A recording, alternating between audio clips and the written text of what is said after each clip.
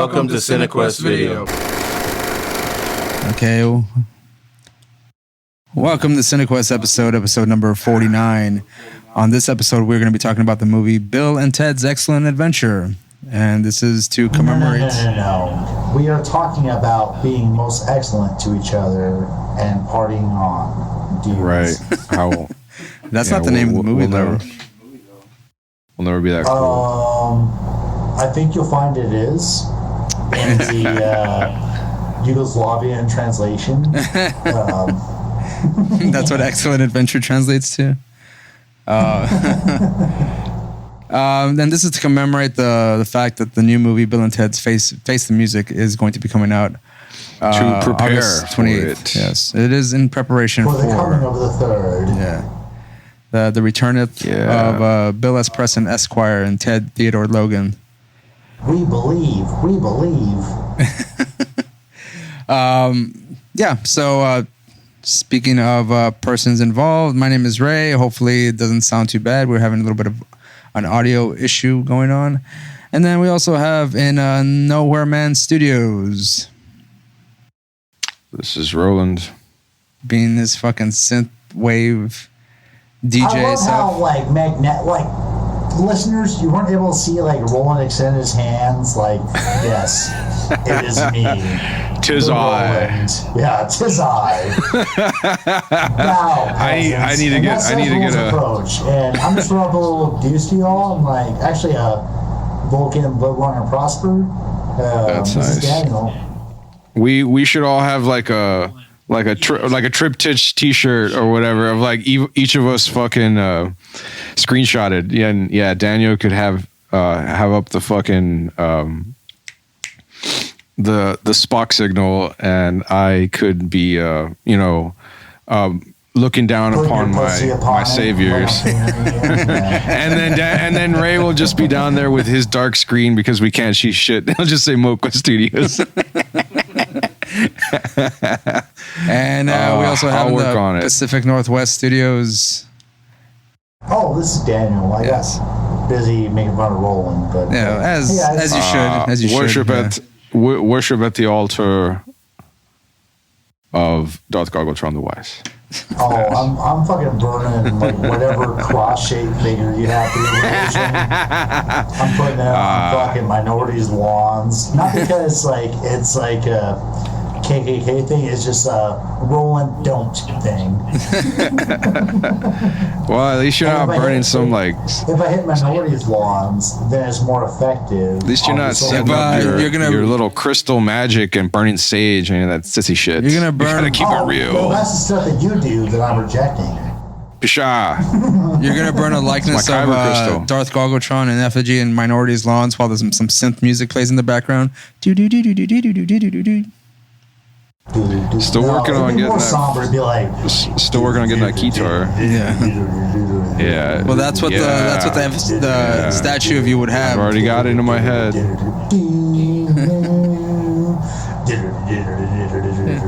Yeah. Roland That's perfect. The lyrics need some work though, but whatever. Okay, so I don't understand the music you like, Roland, so I have to mock it. Oh, That's it's okay. It's not really music. I agree. That's probably the first time we've been in full agreement in last 5 years. I don't know. So, what is y'all's history with Bill and Ted? Did you guys check it out? Ray was obviously 13 when this movie came out, right? In 89. And I cannot remember the first time that I watched Bill and Ted. Me neither. The very first, but I remember in college I revisited it and it was fucking awesome. Ray, did you watch it in theaters? Don't tell me you watched it in theaters. Bill and Ted's? No, I did not. I don't think I was too young for that at the time. What about Bogus Journey? That I did. And, it was 2 years later. Yeah, I was older. Well, I had a the job thing at is that that I remember it specifically because Terminator 2 came out at the same time, I believe. or it was in theaters at roughly the same time. And Terminator hadn't hit me as a movie to watch. Like, I was more of a Bill and Ted person, you know. So when I saw, my parents actually gave me a choice. I mean, mind you, I'm gonna go see a rated R movie to like the Bogus Journey. I think it was like PG-13. Right. And they gave me a choice. We went to the theater in Westaco, and they said, "Well, if you want to watch Terminator 2 or you want to watch Bill and Ted's Bogus Journey," and I was like, "Well, I want to watch Bill and Ted's Bogus Journey." Speaking on that option provided by your parents, I had a similar thing back in the day, like 98 or 97, 98. My dad decided to take me to the movies, and the options were, do you want to watch Men in Black or Batman and Robin? And we saw Men in Black, which was definitely the better choice. Yeah, obviously. But how dare you? I gotta get that, like, you know, like, hey, where your parents were spending for you, 2 options, whatever, and you pick the better option. You know? I mean, Batman and Robin had way better one-liners than Men in Black, but Men in Black is a cool movie. I will give you that. But I mean, with stuff like "Eyes to Meet You," you know, come on. Well, come on.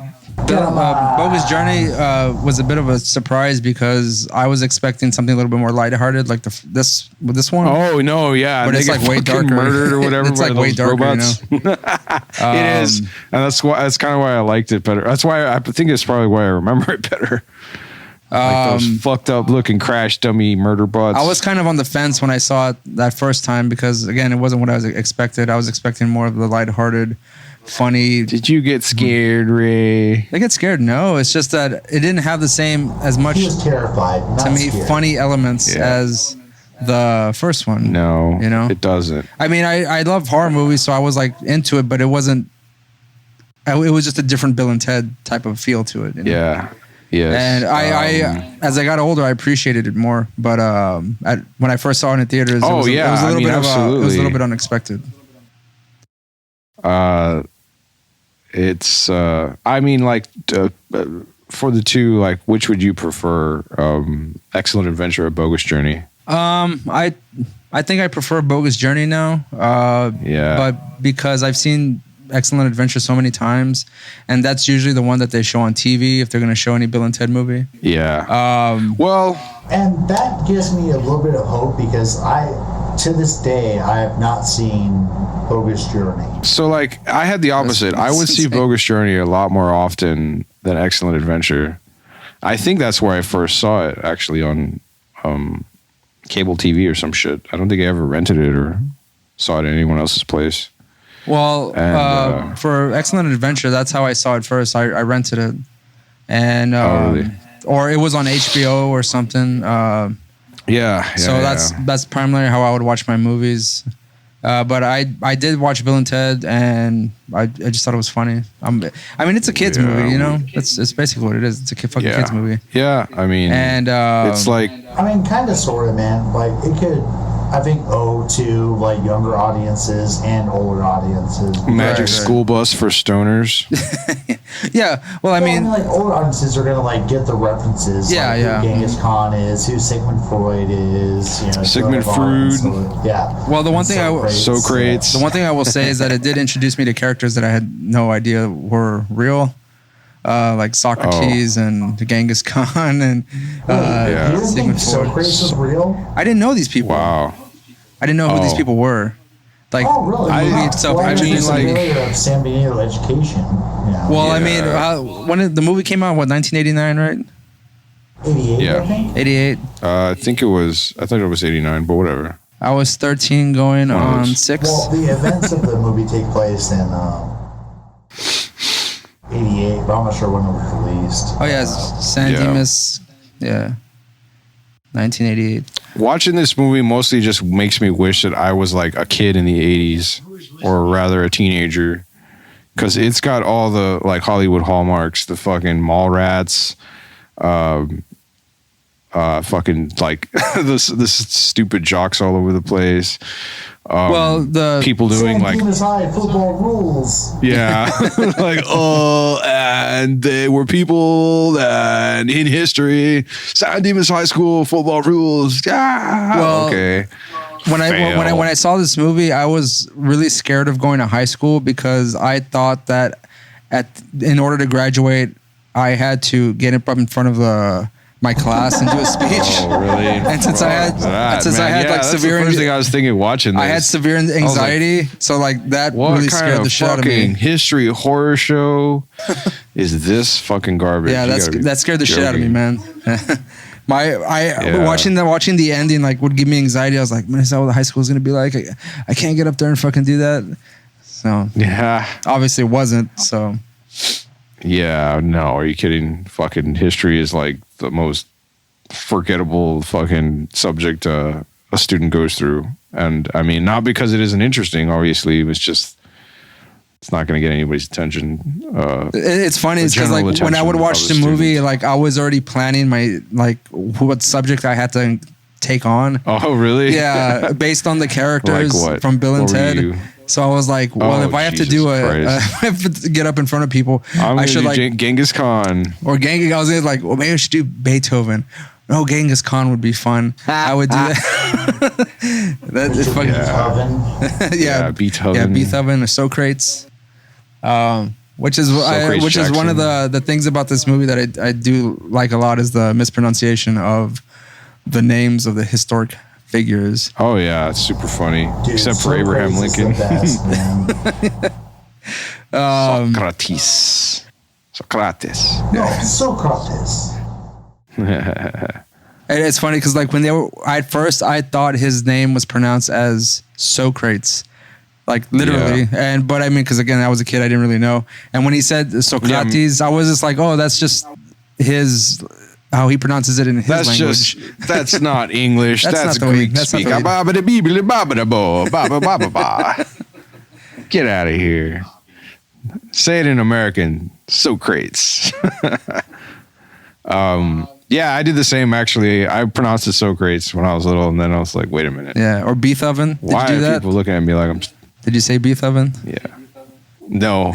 no, sorry. Never. You're all alone there. I didn't say Beethoven.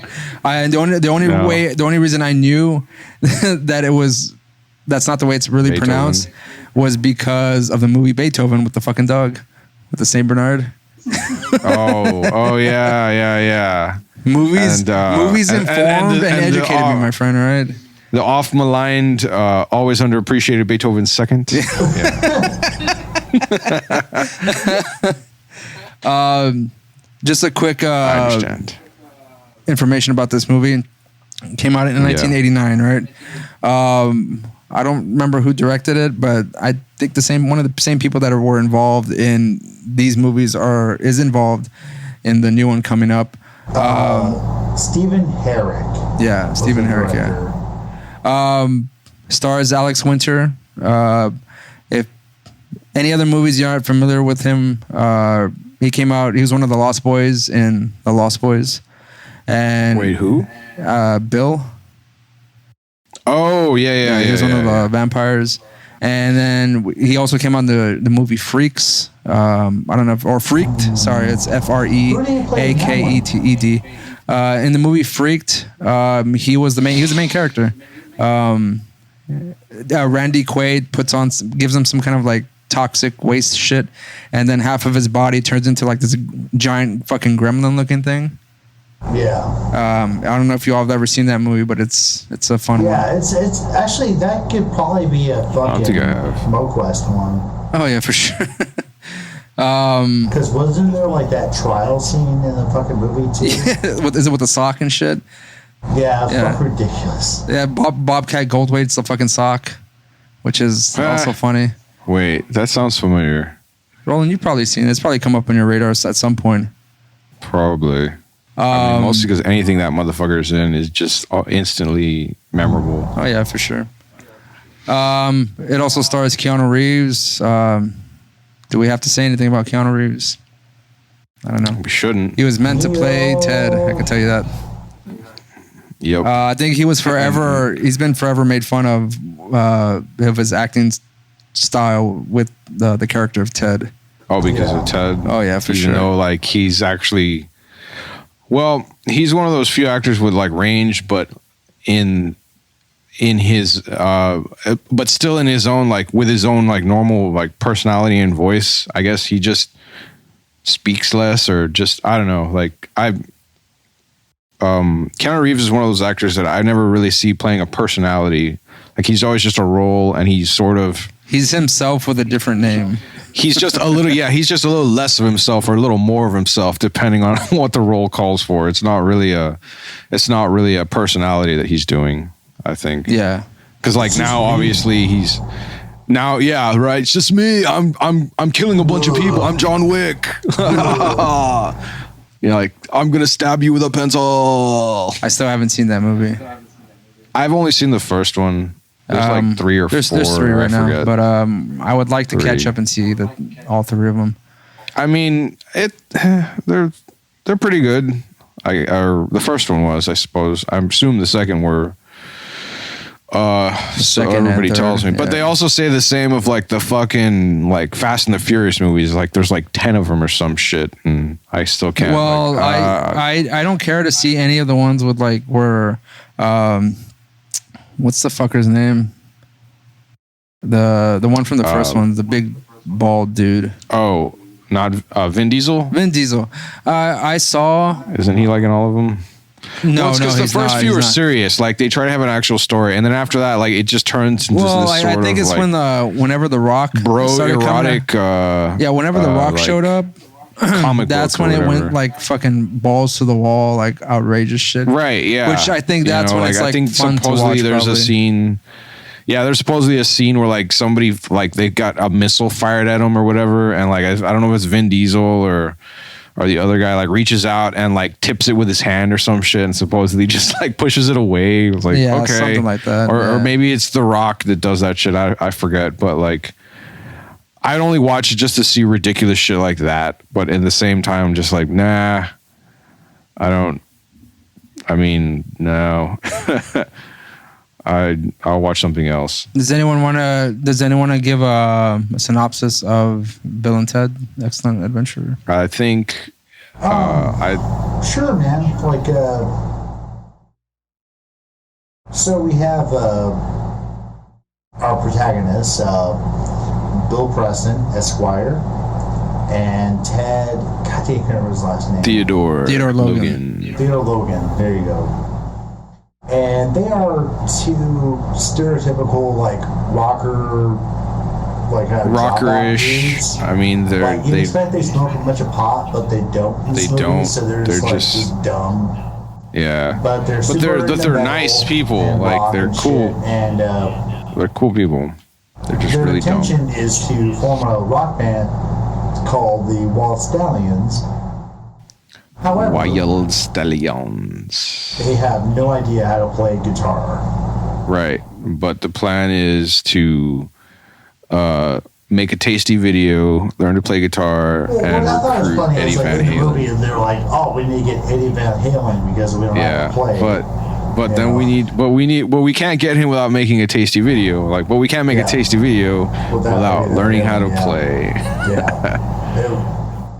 But so you basically have like 2 kind of like stereotypical like surfer, stoner, burnout dudes that apparently the rest of their academic career is clear because the only problem they have is history class. It's with history, so like maybe they're like math savants or something like that. I don't know. You know, I felt like I related to these guys because I probably would have. I did really bad in history too. But like really, dude, it's just like it's folklore. It bored me with all the names. I'm just like, as soon as I have too many names, I'm just like, I don't give a fuck anymore. Yeah. But like, I didn't care for the names and the dates, but what always got my attention was the stories. Well, let me also say this. Like, why does nobody like this? I don't understand. If I was to get like a summary of history throughout the millennial, whatever, like as long as there weren't any like real names that were necessarily important in order for me to know, Yeah. then I find it more interesting now. But I think that's what mostly turns people off to history is that like I had teachers that didn't that couldn't like deliver the information, the expectation in an of entertaining having to memorize factor. all of these names and places, Yeah. not necessarily like the history itself kind of But I thing. mean, like in school, Because, like, there is I've an always- expectation. If you remember some of these, like basics, Right, yeah, you have to memorize things, you know, so that you can. Like, there's like, you know, very few dates you have to remember. It's like, 1776. That's when the Constitution was signed. And it was like 89 when it was like edited again. Well, I mean, I would let me. I guess to make it more clear, I did terrible in history when I went to college. At one point, I had to like memorize the preamble, like parts of the Bill of Rights. What was that? Okay, so yeah, by the time I got to college, like I was doing for my bachelor's, I was doing pretty bad in history because I didn't have any interest. I wasn't learning anything new. Well, I personally just didn't care like studies at the time. So, well, I guess maybe like part of the benefit I had was I didn't my have to teachers take weren't good. The first two history classes, like 1301, 1302, like American history or whatever. Because I passed the bullshit high school exam, like the AP exam. So the placement I got like a 3 on it or whatever. So like Pan Am was like, all right, cool. You don't have to take history. So then I jumped to like Wyld Civ and shit. I took those at a point in my life when I didn't give a fuck about anything. So I didn't. I just scored like advanced credits, or like they weren't even advanced because like they were sophomore level courses. But I think it was Dr. Wirtz was her name that I had, and she was fucking like not an amazing orator, but she did keep things interesting for the folks that didn't give a shit about history. Yeah. And half the time I was just jotting shit down, just like, all right, cool. I had this old, like, skinny little smart-ass old man. His name was Dr. Salmon, and he was really funny and really cool, but I did not pay attention at all to any of his I don't remember any of my I professors' names. Was that just like history? It was U.S. history, yeah. And how about you? I don't think it was how was your Civ. History? Like, because you did English, so I assume you just had to take like history. 1302. Yeah, and I think I took it one time at TSDC when I was first getting the basics out of the way, as one would normally do at the time. Sure. I didn't give a shit, man. Like when it came to history, like I did not care at all. The professors that I had, I felt like either just didn't give me the interest, like they didn't pique my interest in history like at all. And I mean, if the thing is, you can make history really, really compelling and interesting, or you can make it boring as fuck. And most of my professors made it boring as fuck. So I mean, I didn't care. Most of mine were the same way. Because history is very. The shit was interesting. It's crazy. Like history is really cool. Like history is really cool. But I mean, I can appreciate it now. I really wonder why there is a distinction between history and geography. Why there is or why there isn't? I assume why there is. Why there is. Because they're separate subjects or whatever, but that whole like going back to like the 1920s and 30s of American anthropology with the cultural ecology, there was a consideration of world cultures and their environment they faced with. And the only problem with that was that like sometimes the interpretation became deterministic, like environment dictates culture. Yeah. But that's like the earlier trends of anthropology where you just have spoiled white kids being sent out by Franz Boas to go investigate shit. Like there's this one really fascinating case in early anthropology in the United States of Ashley Montague. Are you familiar with that people? That name sounds familiar. I'm not sure though. But like Franz Boas used to be the type of instructor to be like, oh, well, why don't you go spend a few years in X country and then come back and tell me what's up with it, and then maybe you'll be my students. I thought we were talking about history, yeah, and why people are fucking whack as fuck thinking it's not interesting. But I mean, to end on that, like I mostly blame instructors. It's them not like being able to engage their students properly, because it's fucking easy to talk about history in a fucking compelling way. Well, actually, I don't understand how they can. Table around on that argument and go like, maybe it's the populace as it is today being just dumb as fuck. Well, I mean, can't appreciate cool historical facts like this. Maybe. Well, regarding Bill and Ted, I mean, do you think like it was because they were just dumb or just didn't kind of get it? They needed that like heavy interaction with the actual. They were just like dumb, man. I don't know dumb, that they like just focused. You're right. They are super unfocused. I don't know that it was them just being stupid though, because people's minds will wander very easily when they wanted to form when they're rock bored band and didn't know how to play instruments. Yeah, okay, all right, I'll say that, but I'm trying to say something like to their argument, in that like maybe they're not that stupid, because they went and did all this stuff and like got a bunch of fucking interesting fucking characters, and they actually gave a pretty decent presentation at the end of the movie. But did they give the presentation, or did the fucking historical characters give the presentation? Well, like I can only assume that they sort of like facilitated it, and sort of like in the as an instructor with that presentation, I would have given like Bill and Ted maybe I would have given them like a B- maybe. No, because like yes, there was flashy presentation, and you had these characters from history, like. And compared to all the other presentations, there weren't shit that was worth a crap. Like but like okay, so what was the name of the teacher? What was the name of the history teacher? Instead of like saying like, oh, this is our friend Socrates, and we're gonna interpret his bullshit, or Billy Kid coming out in English. Well, let me introduce my good friends. I would so like subjectively, yes, like it would probably be, reasonable to give him a D. Objectively, I would probably use I'd probably give him a B- for I think I'm using it properly, because of like the bell curve of like comparing them to the rest of the fucking class and the rest of the presentations that were garbage. Of education, right? Right. Yeah. Let's go with the bell curve here.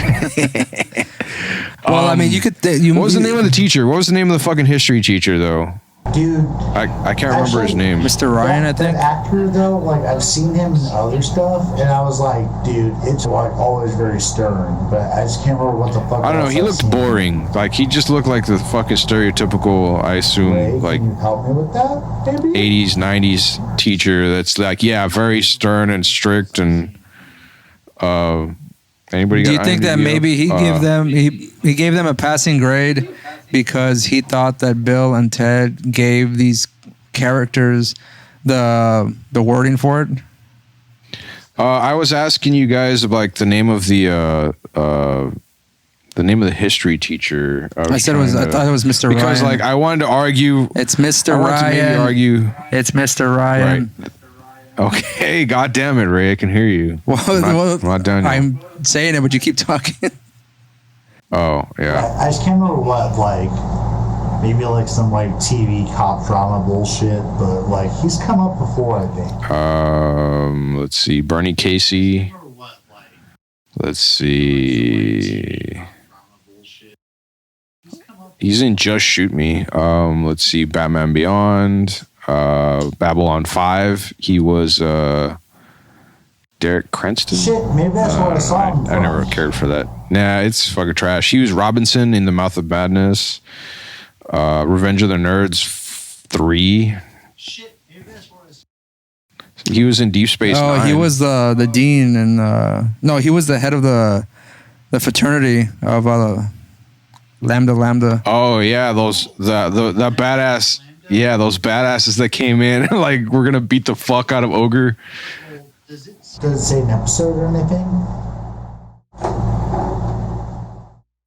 Calvin Hudson, Commander. Calvin Hudson.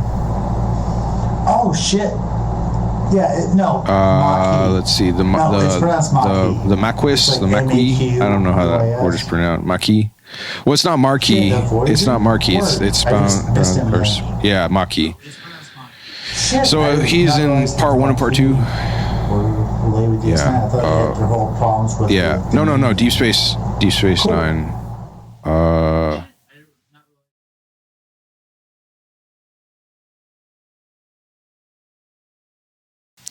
Let's see. I think we're forgetting one of the most important people of this movie, and that's Rufus. Oh, I don't remember having such a small bit role in this movie. I thought he was. I thought he was his name more prominent. My memory of it, Rufus was more a part of this movie, but he really isn't, man. He's like a basic guide because after the first 20 minutes, he's gone for the most part. Yeah. But maybe that was just he's in 3 scenes. Attempt to boost ticket sales or whatever by the movie vote by getting one of the hottest comedians of the day on there.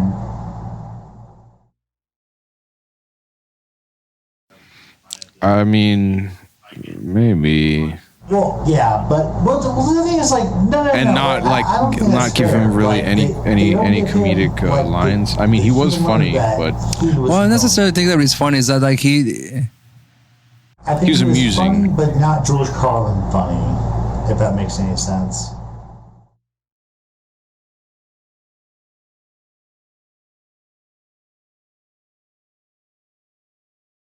Well, yeah, because I mean, it's a PG movie, and George Carlin is not a PG comedian, you know. Was it PG? Because they said shit a bunch in this movie. Yeah, it was a PG movie. Yeah. Is shit okay in PG? Yeah. Because in the 80s, when fucking Napoleon going down the slide, he said a lot. Well, you didn't really. He also said it a lot when he was bowling and he fucking threw that gutter ball like a bitch. But you just read the word shit. You didn't necessarily. I mean, it does say. I guess that's in German. So French. Yeah. In subtitles, when you run the subtitles, you just see that was pretty funny. Fun if you want to keep it a PG rating, so you don't even translate it right into English. I suppose that's one way to get around the censors. Somewhat. I call it nonsense. Yeah, man, it is a rated PG movie. But back in the 80s, I mean, you can get around. With a PG, get away with a PG movie, even with tits in there. So I mean, we saw fucking Runaway. That was what, PG-13. So is there a qualification between PG-13 and R movies where it's well, if they're the titties of a whore, don't worry about it.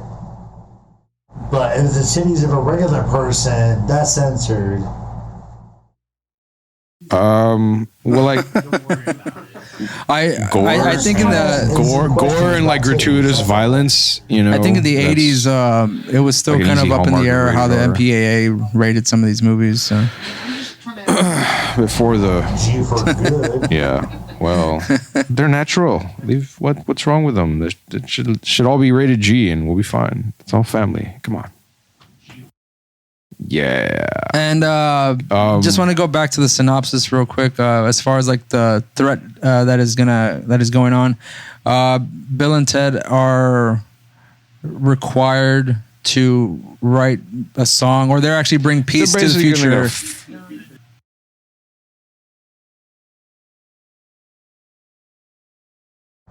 Our heroes, Bill and Ted, are, I don't know if they're 11th graders or 12th graders. They're seniors in high school. They're seniors. Oh, the seniors were. Yeah. So, they're seniors. The only class that they're feeling is English. And so they have to it's history. give a presentation on history about how characters from 5 of the periods they studied would appreciate San Dimas, California. San Dimas, that's right. Yeah, but I mean, there's a overall threat because Bill and Ted are required, or they are this almost like the saviors of the future. Right. And exactly. the only reason, That's right. No. They and are the only like the reason that messiahs, this history report is important is because if they fail, Ted's father is going to send him off to military school, and in Ted turn gets breaking up sent the off band, military school. in turn endangering the entire world, Fucking up from the future, yeah. right? Like, because their band won't be able to bring world peace through their music, Right? That kind of shit. And I got a little bummed watching that, only because like that future looks cool. I always remember that being like, damn it, Roland, thanks you're for reminding already us that trying the to dress world like that sucks. future, motherfucker. Like, Yeah. But the world sucks. All right, we're not anywhere near that shit. And these guys, you know what, like, Roland, they you look should, like, you should, it looks like a nice place. you all should right? get up every morning and do a air guitar like round swing really slowly. Just hold on, let me tune it. Shit, I popped a string. you get up like every morning and just fucking strum that guitar, man.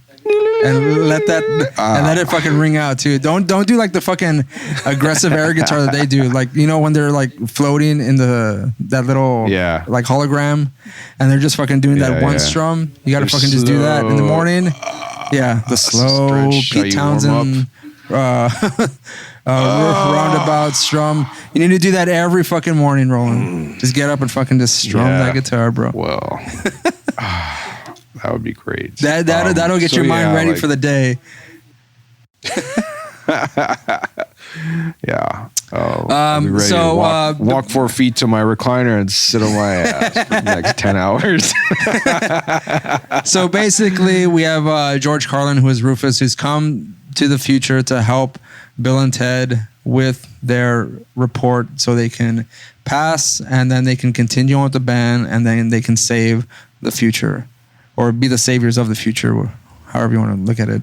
But there's a problem with time in this one, where whenever Rufus does come down with the phone booth, when they're at the Circle K, you do see the other Bill and Ted still like towards the tail end of the process of their journey. Yeah, because does anyone have any theories on how this time travel I think that they vortex broke into, works? like, time travel like laws in sci-fi. Usually it's when you like interact with the past in some way. All they did was like communicate with themselves. So I'm not sure if that like broke any like time travel rules, kind of. Well, exactly. Well, I mean, that was like the plot of Command and Conquer Red Alert. We didn't have any fucking time cop moments or whatever where they touch each other. And meets Hitler in 29, shakes his hand, and then when the past and future meet, they can't exist simultaneously. Jesus. So they like both die. But then in Red Alert, the Soviets become the big problem.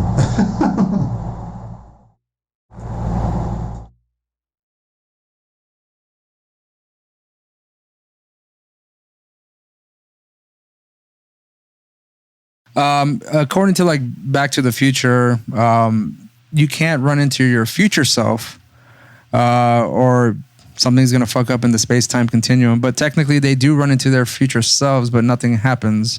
Or is it just because they're too dumb to like realize that anything has any sort of consequence?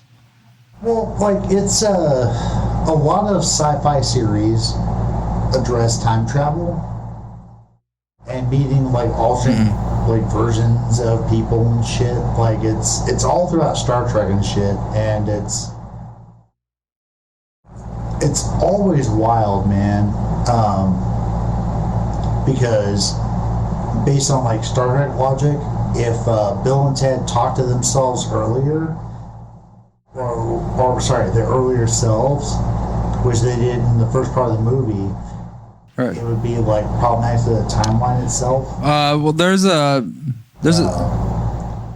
unless they were on the USS Voyager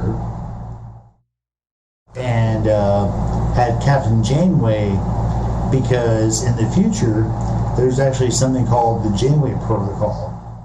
So whenever it deals with time travel nonsense or like any of that bullshit, Janeway will do whatever the fuck it takes to make sure her ship is back on the same course it was. Like, she doesn't give a fuck about time travel shenanigans. And it literally becomes a thing in like Starfleet later on, where it's like the Janeway protocol. It's like, if you're in the past, don't fuck with Captain Janeway because she is going to ruin all of your goddamn plans. And well, speaking of this, there's a situation in this movie where Bill and Ted have collected all the historical figures and they've left them alone in the mall with I was with the brother, right? Yeah. Yeah, and they all like go to their various like Beethoven goes to the music store, Joan of Arc goes to the aerobics class, right, Genghis Khan goes to the sportswear place, takes it over, photography place. Yeah, Sigmund Freud starts hitting on little girls, which is weird. Right. Well, that was actually, it was Billy the Kid and Socrates going up to them. We're like, we're from history, we're famous, and then here comes fucking Billy Kid, like, and here comes Freud fucking it up. My name is Sigmund Freud. You can call me Siggy. Fuck. Geeks. And then they just fucking take off. Yeah. Oh, well, when... So I think they call him Siggy. Or that, like, he was dressed like a fucking dandy or whatever from the early 20th century. I forget when they pick his ass up. Not even, like, they called him a fucking geek. So, and I mean, the way he had his little, he had his little cane and... Kid or, like, leaving down an escalator. There's like a piece of paper flat on the back of his back, and I wonder if it says geek. Oh. Dude.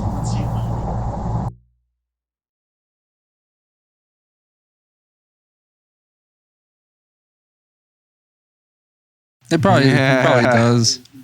One of the things I did. Like, do you remember that? Ray? Yeah, I do remember that. Yeah. Paper? Yeah. No, I don't. Yeah. So like, I was one of those like geek or dork or predator or whatever. The part I wanted to bring up was that they kind of they cause a bit of a scene at the mall. They get arrested. Bill and Ted have to go and get them out of jail. Wait. And the part. I mean, that's cool and all, but like, I think we should take about 14 steps back. Oh, to talk about how like the plot. Well, I just wanted to bring up the whole futuristic thing, the time travel thing. It has nothing to do with necessarily that. So basically, when they're needing to break them out of jail, they don't really have a plan. So basically, all they have to do is think about something that they should do, and it happens. That happened 3 times in that movie. Actually. Yeah, but I think that was like the main part of it. Well, actually, the main part of it was finding the keys, I think. Well, yeah, that's all happened. That's all happening. That's all happened in like in the jail.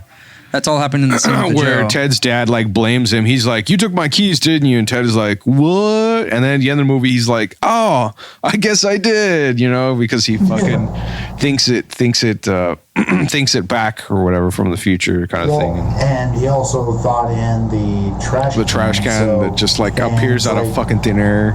Yeah, when he breaks out all of this, the fucking all of this, figures, out of jail. His dad's like, "What the fuck?" And he's like, "Remember the trash can?" Yeah, trash can, like, that was his first Neo moment or whatever. Sorry, it says Wyld Stallyns. Free your mind, trash can.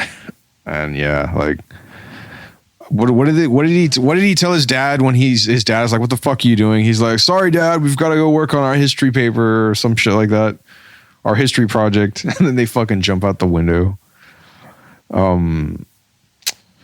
Let's see. I mean, like, we could go through like the main bits of the plot, but like, is that necessary? Because like anybody, most people like should know about Bill and Ted, which I right? think we haven't covered is like what sort of Bill and happens. Ted are seniors in high school in San Dimas, California, Right. and the only class that they're ultimately failing, which speaks to their genius in other subjects. Yeah. The only class they're failing is U.S. history. Right.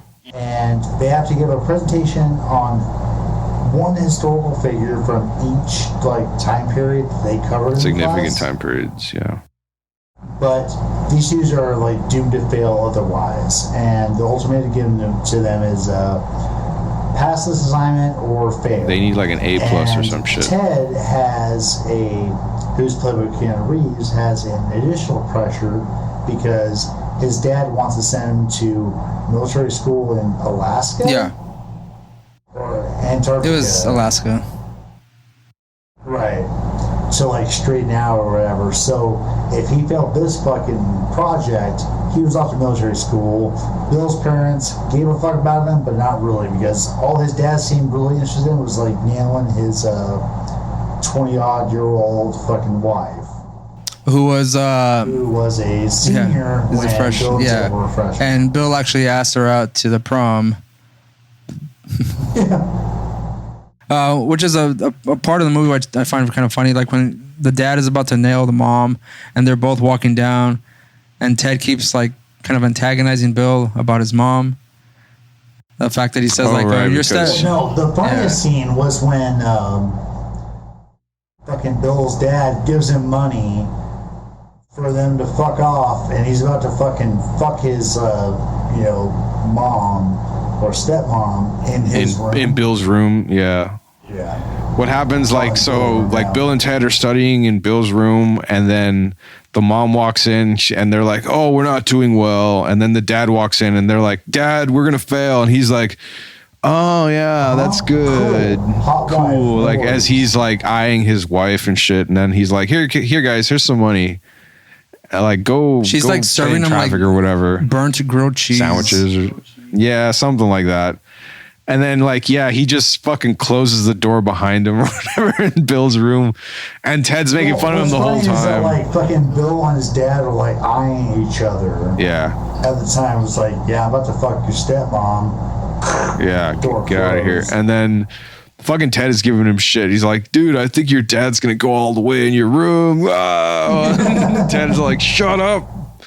Bill is, fucking telling him to shut his hole. And it's funny because they're both fucking thirsting after this chick. And then I think when they tell her that they're failing history, she's like, "Oh, I remember. I haven't seen that teacher in a long time." Oh yeah, she remembers him. So I said hi. Yeah, and then the end of the movie, she sits next to him. "Hey, Mr. Ryan. Mr. Ryan. It's been a while," and he just gives her a slow look, Yeah, it's pretty funny how they're. She's no. I think they never introduce or allude to either of Bill or Ted's biological mothers in the movie. With Ted's family, it's just him and his little brother, and in Bill's family, it's his father and his stepmother, right? Whatever. Her name is, thing. Bill is his biological father, and his stepmom, which is Missy, the young 20-year-old. Right. And then Ted is just his father and his little brother. So yeah, it's pretty funky. So like we said before, or whatever, these guys are in the future form an awesome band and fucking save the world. But for this one thing, they need help, and that's when Rufus comes back from the future and the fucking. Actually, do you think they pulled this phone booth bullshit at all from fucking Doctor Who and the TARDIS? I believe so. You sci-fi nerds. Yeah, it's the TARDIS and the Pose crashing, and it's the Doctor it's the 10th Doctor, so David Tennant. Is it the TARDIS crashing into the phone booth? It's what the fuck, dudes? Yeah.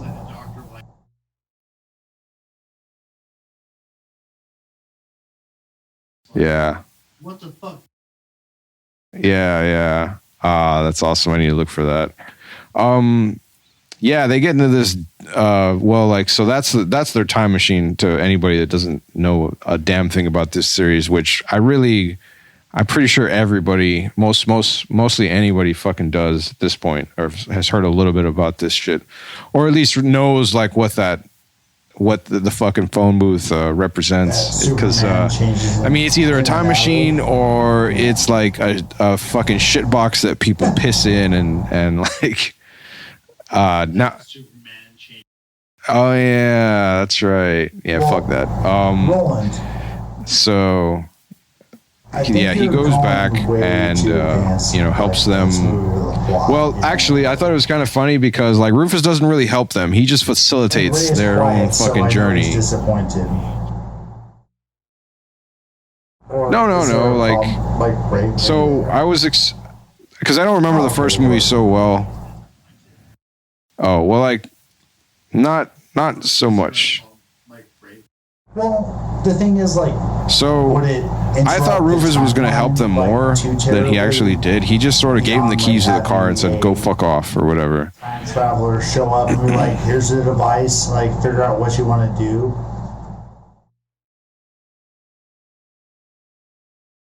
Like two stoners show up. You would think so.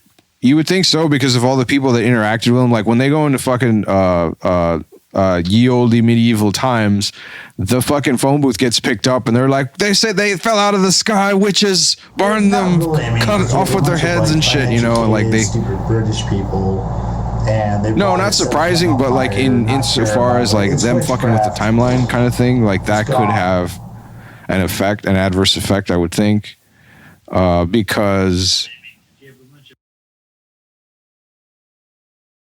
Okay, so like, what about when they met Billy the Kid and helped him?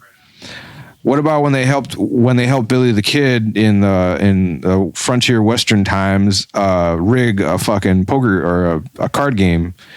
When he went into the bar, like if Bill and Ted hadn't been there, like would he have gotten two other people or would he have just fucked off? Because no one else wanted to volunteer when he asked, like, I need two people for this. And would Billy the Kid have gotten away with cheating or would he have gotten caught and run away? If he had gotten caught and run away and not had a phone booth to escape to, would he have died? I don't know, You know? if it would become. Well, if Bill and Ted weren't there, would it have become a whole? Yeah, bar but like a affair, whole or bar just coming like after him, like they regular, fucking like, ran out of poker there, shootout you know? because they think someone's cheating.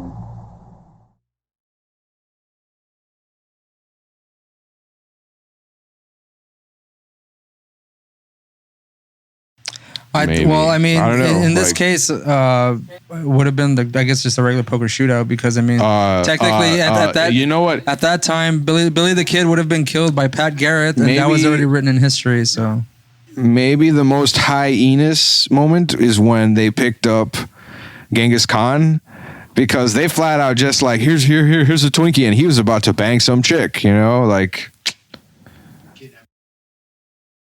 Freud was just standing on the sidewalk, dude. He wasn't doing shit. Oh yeah. Ted had no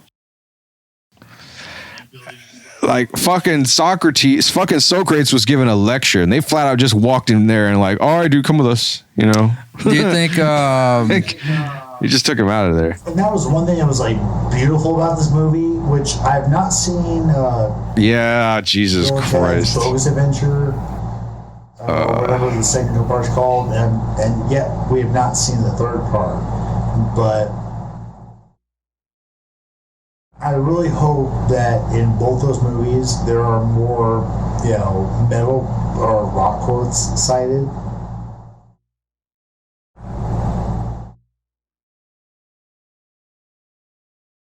Like, dude, are we gonna ride the lightning? Yeah, I think in the second one, like there's more. They explore more of the stallions. Oh man. Well, Primus Okay, comes out in the second one. Like musically or like as like a band? That's fucking funny, man. Yeah, the band is playing. Yeah. I was gonna say in this one they interrupt The Joan of second Arc's prayer affirms while she's her praying to faith God and in stuff like the that. So, I mean, Right. is at some point she just kind of just goes in with them, assuming I guess that they might be some kind of divine characters or something. They like break her out and then she says mercy, to God or whatever. Yeah.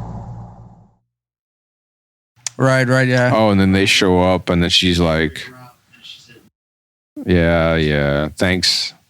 Just Thanks a for little breaking quick me out of jail, God. Just a little quick trivia on Joan of Arc. She's actually the girl who's the guitar player for the Go-Go's.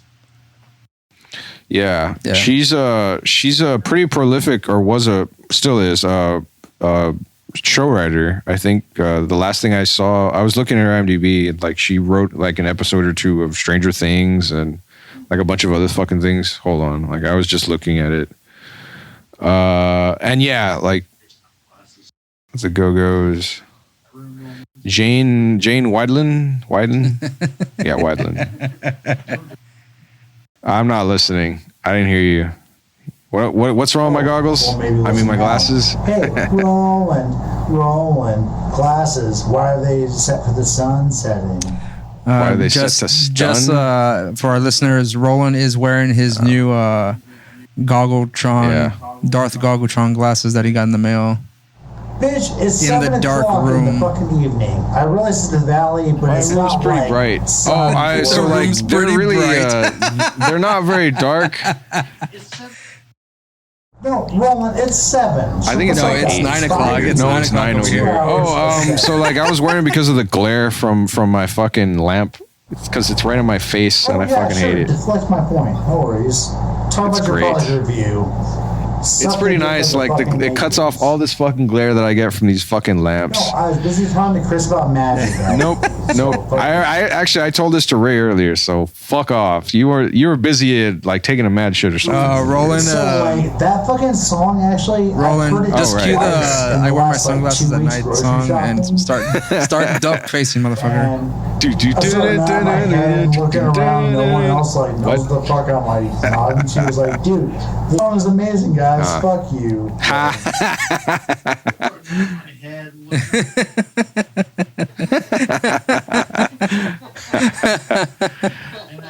And I fuck with people that like go to work like with their sunglasses still on when they walk in the store. Stoners. So I'm like, I wear my sunglasses So I can- so I can see. Cheeseburgers you're making before my eyes. What a Extra fucking, fries. Like, Yeah. No, I was trying them out and they're great. So, But regarding this Like, movie, you're still a Nah. bitch. It's fucking 7 o'clock in the evening. It's 9 over o'clock here, in the 9:15. No, well, it's not. it's 7 o'clock in the past, maybe, but over here in normal people's It's time, 5 here. it's 9. I am. It is. It's fucking 9:14 over here, dude. Check your watch. My computer's not military. You got me there. Thank you.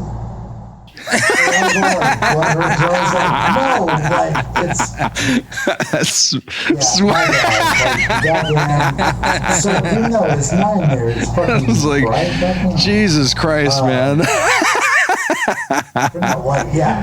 Like it fucking sucks because like every other device in my apartment, I can set It's not. technology Yeah, time. it is, man. It's like the except sun in for here. Fucking Windows. Like it used to have a 24-hour setting you easily assess, but now it's like nope, it's fucking 1:14 when it's supposed to be Yeah. 1:13 and shit, or 13:14 rather. okay. So regarding Bill and Ted, I mean, there's not much depth to this movie. Yeah, There's not much depth to this movie. It's just pretty superficial. I mean, No. it's a fun movie about two dimwits in high school trying to save the world. Yep. And that's time travel. That's basically it. I mean, there's nothing much to it. Objectively, yeah, I don't Long no story fucking, short, like- long story short, they passed the fucking their history class, because but we don't Yeah. necessarily know even if like, the way they their fulfilled their actors, they destiny. came out to like depict these figures in history. Well, that just Didn't depends really on. represent the time at all, nor talk about how San Dimas 1988 was like worthwhile.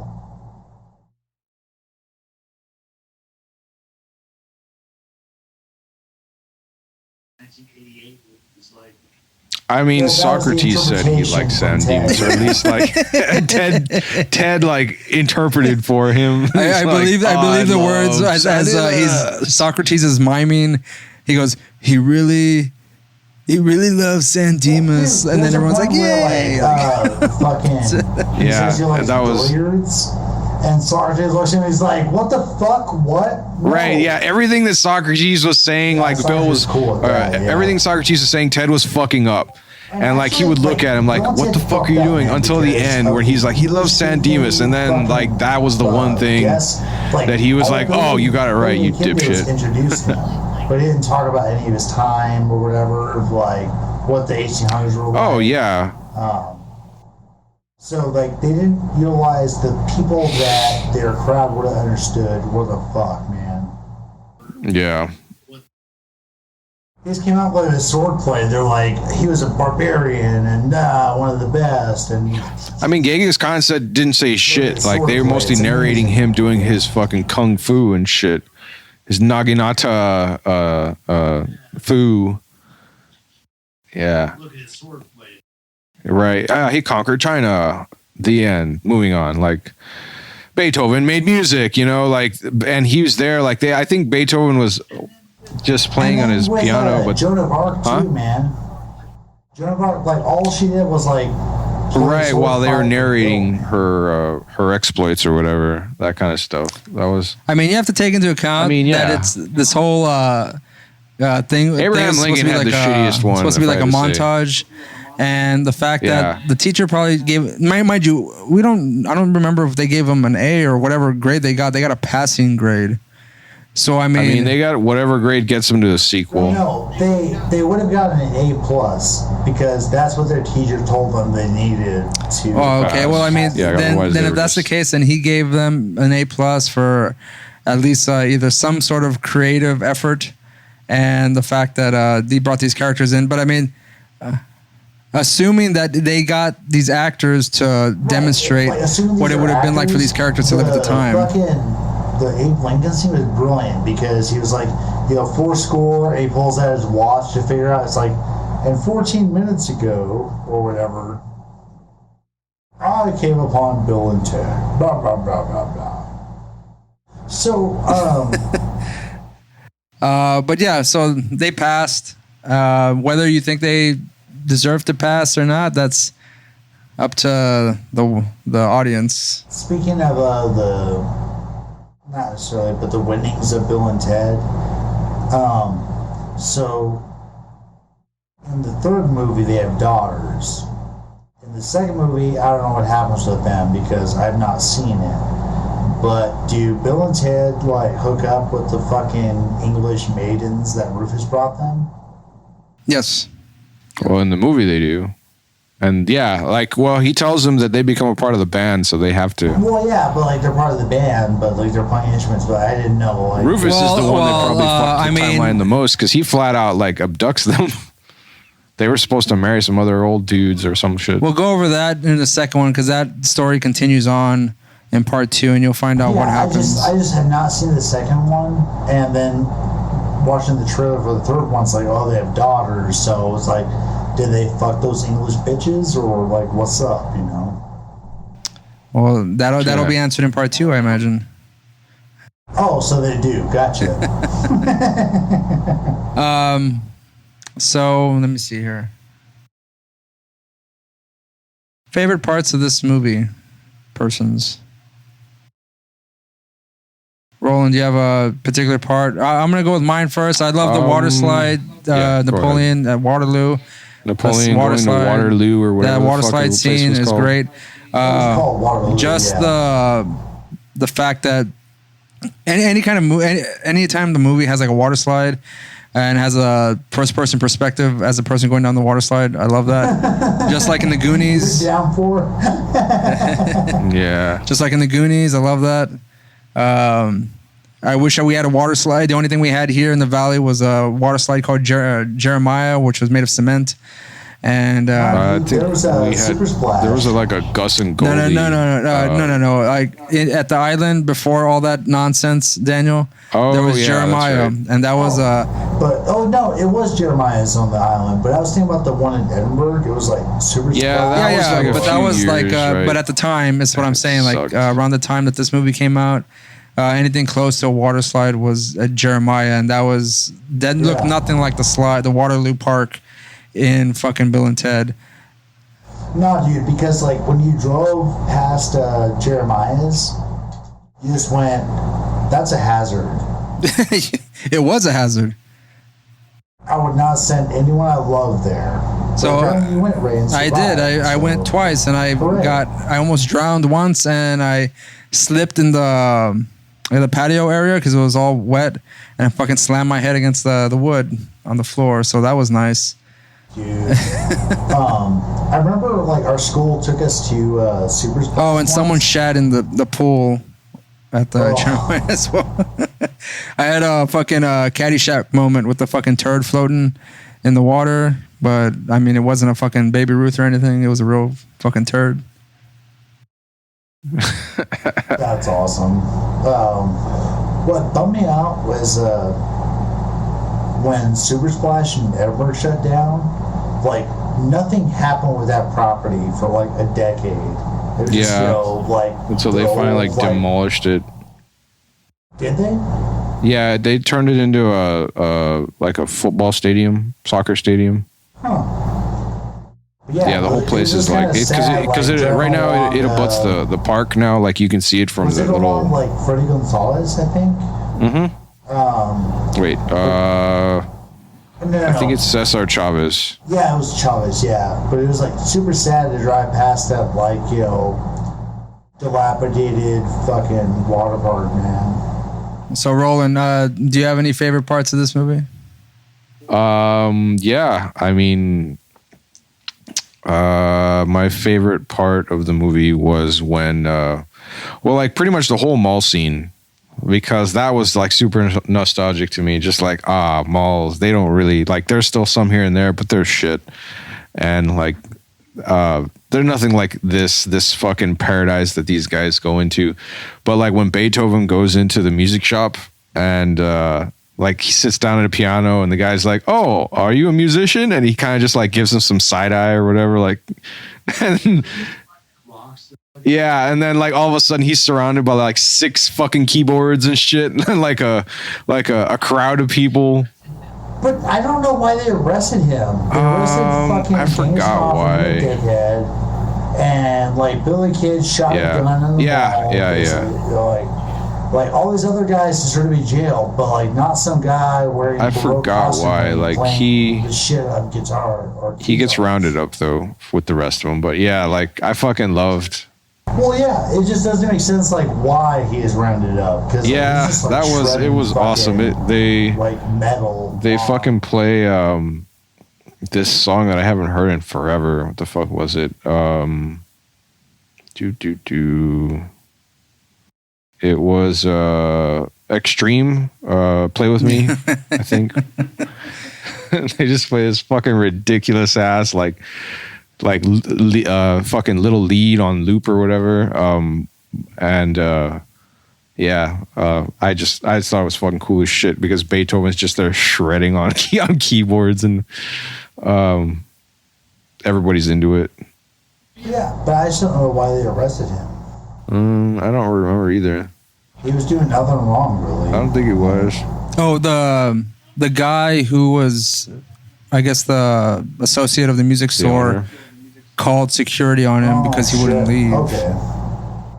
Oh yeah, okay. Because I don't know if you remember, like at some point, like he's the last one that gets picked up, and the guy like points at him, and then Yeah. they picked him up. Daniel, was there any parts that you enjoyed of this movie or did not? The dad in the trash love can. the Dad in the dust in the wind scenario.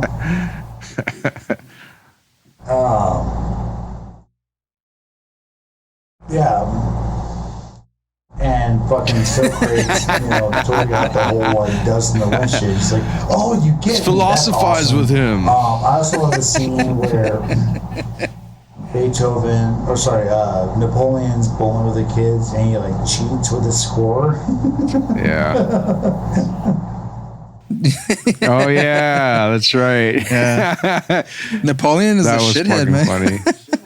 Yeah, like they ditch him after that, and then like when they try to catch him up later, they're like, Yeah. "Why did you do that?" Because he's a dick. He's a dick. Yeah. It's regarding that part with Napoleon Yeah, when they're that's eating the great. ice cream, Like, and he's trying to get that last part. My other favorite scene. Well, she puts her spoon down, and he like puts his down. He's like, "No, this is mine." But actually, my entire favorite scene from this movie is when Bill and Ted are in full armor in like the medieval England times, and they're playing out with Star Wars. Like, I will never like. Oh yeah. I will never rule the galaxy. I with am you. Darth Ted. You're not my father, you know. But the whole like, Yeah. Star Wars scene they played out with the fucking Bill, Luke, and Darth full Ted. Knight armor was hilarious. as fuck. So, how about you, Ray? Yeah. That shit was funny, man. Napoleon's like, "Fuck you, little kid. I'm going." Woo!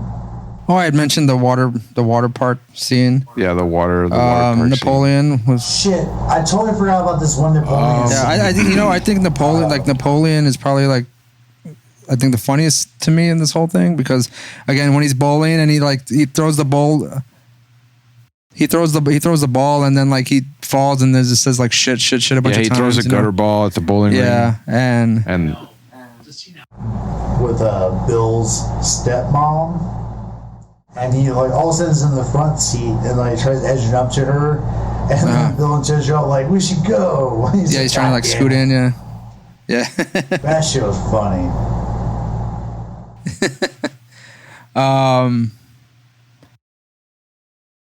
Yeah, I mean that's probably my favorite part. My next portion of this movie I do like is the soundtrack, and I mentioned this before, and whenever we did a anatomy mixtape of soundtracks, I don't remember if it was part 1 or volume 1 or volume 2, but that song by Big Pig in the very beginning credits, Breakaway, I really like that song a lot, and I think it's just enjoyed. Like the songs aren't necessarily memorable. I think that one is, but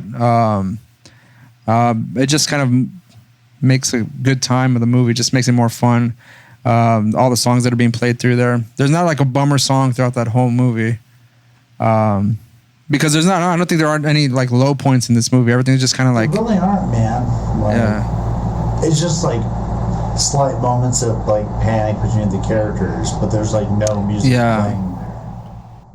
I think primarily it's when they're about to get decapitated, and then Well, I'm the Earl. the big reveal of is like Preston. Socrates and Billy the Kid come and save him. I am Duke of Ted. Fuck yeah, they're all excited. Yeah. Yeah. Nice. Dude. When they put them in the Iron Maiden. Excellent. Excellent.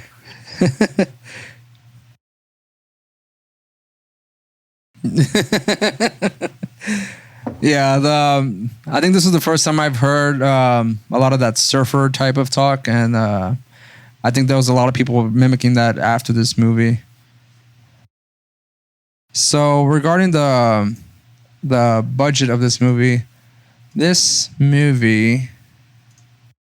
had a budget of $6.5 million, and it made $40.5 million at the box office. So I guess that's successful in order for them to make a part 2. And part 3. Any of the responses to this movie? Of course, it was like a critical flop. It's a great movie. This was like a bad movie, of course, critically. I mean, you're not going to get a critic that Of course. can have a good time without being a douchebag. Yeah, so. no, like the one saving grace in this movie is that the entire time it's fun. Yeah. Yeah. And I mean, you really like the Bill and Ted characters, and I think that's why they've lasted for so long, is that people just like those two dudes. Because they don't seem like assholes. They seem pretty genuine in their... No, and they're... Okay, so let's go back to the movie when they fuck up and transport themselves to the future, to like 2600 AD or whatever. and there's the dudes that basically worship them there, and they're like, what do we say? It's like, let's go from the heart or whatever. It's like, be excellent to each other. And then Ted's like, be excellent, or sorry, party on, dudes. And everyone fucking railed on it, like, it's funny to think about how, like, such diminutive, kind of, like, stoner-ass dudes end up saving the future with their music. It's a funny premise, man. And the whole reason that they get to time travel is because if the two of them get separated, that's a doom for humanity, basically. Mm-hmm. Which is the whole reason Rufus goes back to help them get an A on their report, or an A+, rather. That's right. So, as far as the ratings for this movie, what are you gonna... Daniel, I'll let you go first since you hadn't seen it in a long time. Oh, thanks, man. I just think this is like the one movie of MoQuest that we've done this year where there isn't a villain. Right. I just think that's funny. The enemy is education. Actually, it's time. Because, fucking Ted didn't want himself to, like, wind his own watch. Set his watch. To wind his watch, and he didn't fucking do it anyways. That's his fault. But, as far as ratings, man, like, this movie is incredibly fun. Like, despite whether you are into time travel stuff or like sci-fi shit, just spend all that belief and just go like, hey, this is a self-contained, fun movie, and it fucking works, man. I'm gonna give it a 4.75 out of 4.75, man. All right. No 4.75 out of 4.75 roots or 4.5 Rufuses out of, yeah. But no, just solid 4.5, man. Or 4.75. It's cool. A great movie. What about you, Roland? I'll give it 3 most excellence. Say it again, I'm sorry.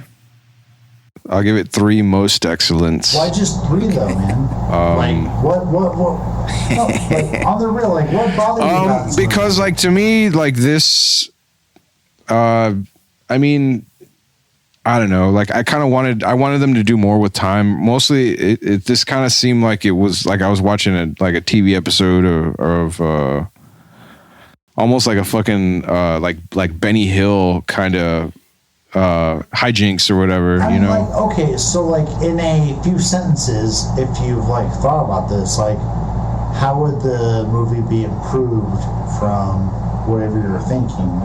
Like the interactions, like, same historical figures, don't input any bullshit, that wasn't in the movie, like, but given the characters you're given, like, what would have made that movie better?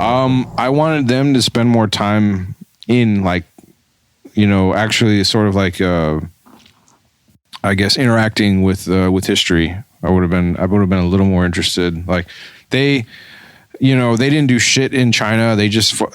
Or in Germany, they scooped up Freud and I Genghis think that Khan, was bullshit where they're instantly. Like, extra credit, like, let's just like throw the rope over Sigmund Freud. And I wanted them to spend more time in the future.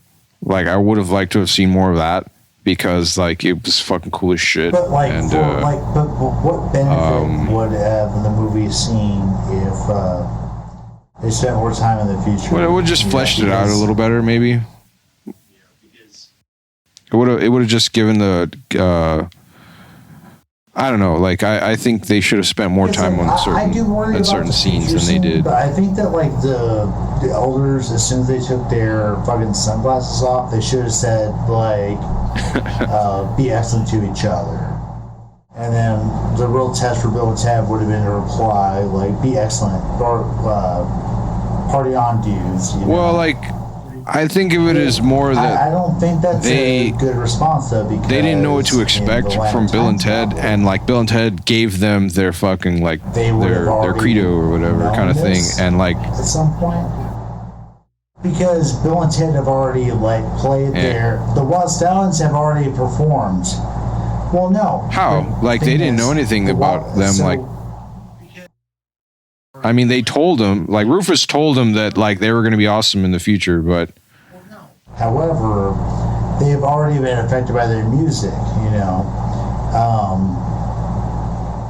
So they should have opened up with. Well, in person, yeah, because I assume at that point they're dead. It doesn't matter though, because if Bill and Ted were the basis of their culture, that was 700 years in the future, so like they're long dead. Like it's and they all of a sudden don't. you see I'm talking about how they meet them in person. your Ishtar show up, just like on your fucking stone slabs.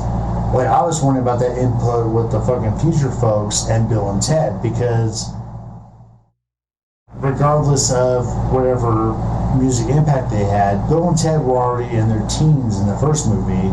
So say like in their late 70s, they made the perfect song to, you know, harmonize. Maybe they just weren't expecting them to be there and shit, and lead to all this nonsense. How though? Because this would already have happened though, because it's in the past.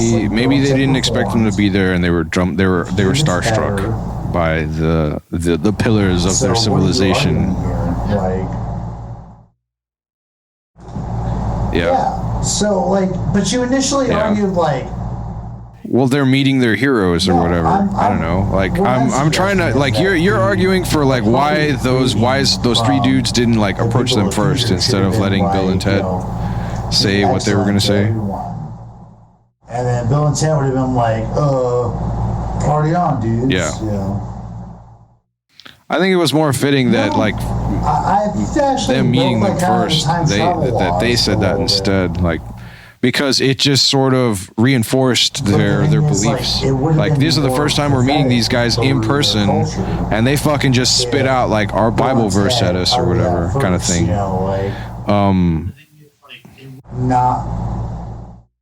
But yeah, right. Like they should have opened with that, like be excellent to one another, and then Bill and Ted would have been like party on, dudes. And I think that would have been like more powerful moments. So then, like, I can see like from a I think it was the opposite, only because like when they said that, all the people surrounding were like, holy shit, like they did it, you know, like they, without any prompting, without any introductions, like they fucking gave them like the words of their gods or whatever. What if the population of the audience would have tripled if Bill and Ted started with, be excellent to each other, and then everyone would have like camed their pants and been like in harmony, like, well, yeah, but like Bill and Ted didn't open with the be excellent to each other, which I think. Well, I mean, that's kind of what isn't that kind of what they did? That would have been like drunk. Oh shit! What I mean? Just make up something. Yeah, no, you're right. My bad. But they did open with that, dude. Remember? Like Ted is like, say something, Bill, and Bill's like, that is correct. My bad. That's why I liked that whole scene, because I was like, they didn't know what to expect. Bill and Ted didn't know what the fuck to say, and they just pulled like their fucking like the words of their civilization right out of their ass, and it just so happened to be like the most important fucking words to them, and like I liked that. And the wise men were just sitting there like, oh fuck yeah, like that's exactly what we all believed and wanted to hear, kind of thing.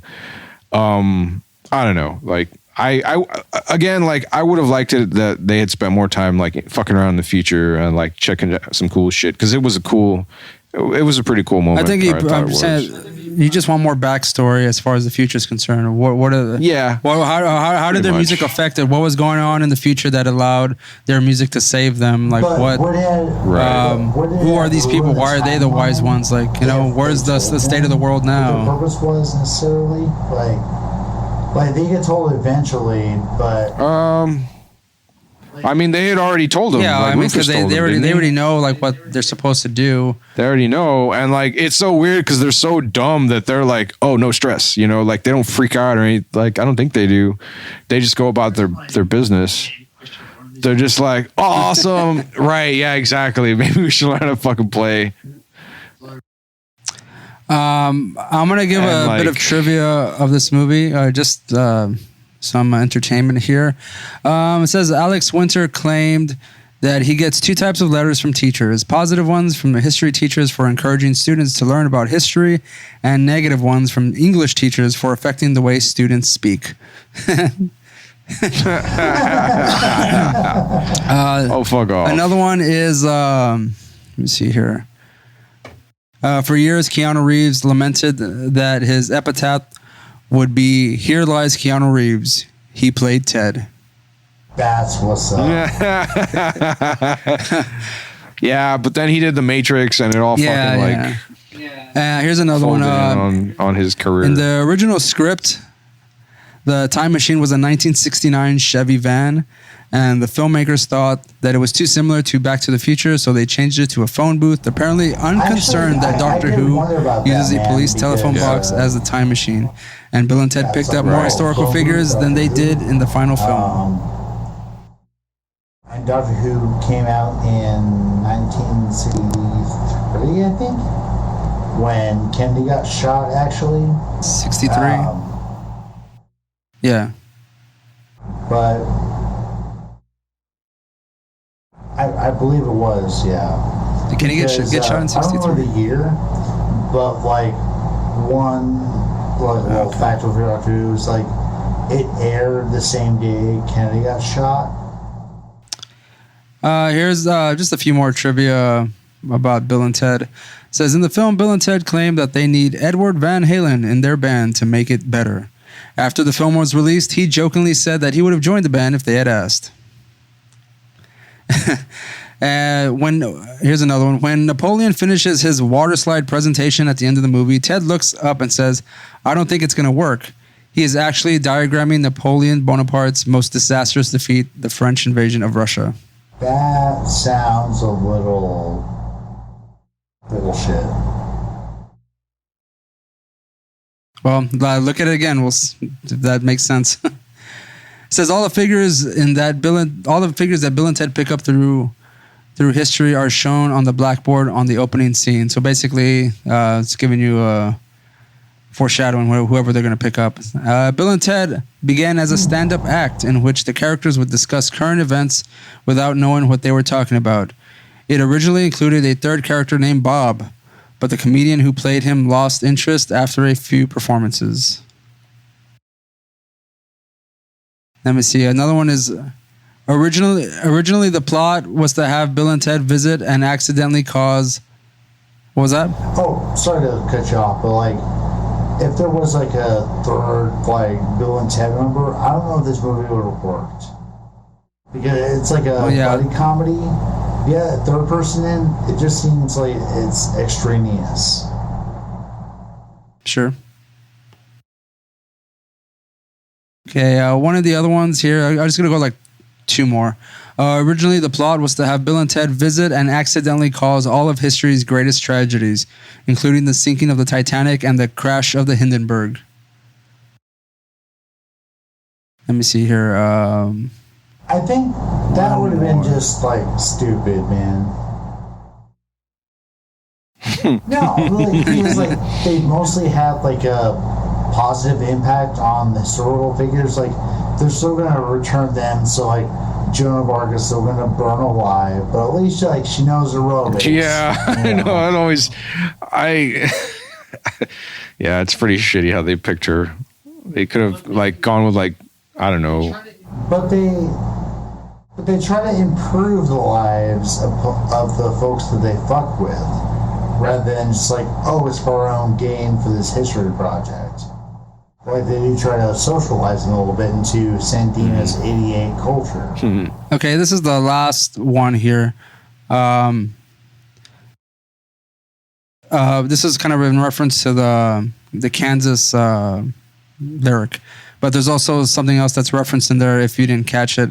So Socrates does say, it says, Bill's philosophy to Socrates, all we are is dust in the wind, dude, is a line from Dust in the Wind by Kansas. And Socrates' response is like sands of the hourglass, such are the days of our lives. And that is obviously from the soap opera, Days of Our Lives. So, my quick rating for this movie, I'm going to give it a straight up 4 out of 5. Not the most perfect movie, but fun all around. One I watch fairly regularly. And I do own many versions, I guess, DVDs and digital as well.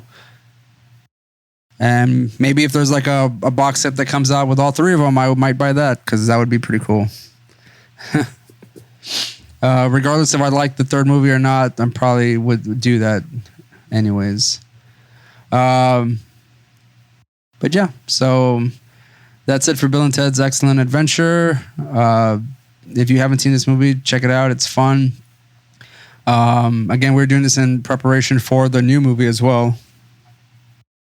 Yep. And just you guys excited for the new one coming out soon? I know we talked about it like the trailer, but I think it hasn't. Nothing has kind of waned on my excitement to watch this movie. I'm excited, but I do need to watch like the second Bo's Journey to gauge whether I'm actually excited about it. But based off of the first movie's bullshit, I am super excited. I just don't know if watching the Bogus Journey will like bum me out, but we'll see. What about you, Roland? I'm looking forward to seeing the fucking new movie just because like it's probably the coolest thing I've heard of in a while. I like the fucking Bogus Journey is great. So I really don't remember much of anything about it other than a few things. So I'm probably gonna have a few beers to that one, and maybe I'll get a bottle of whiskey or something for Face the Music.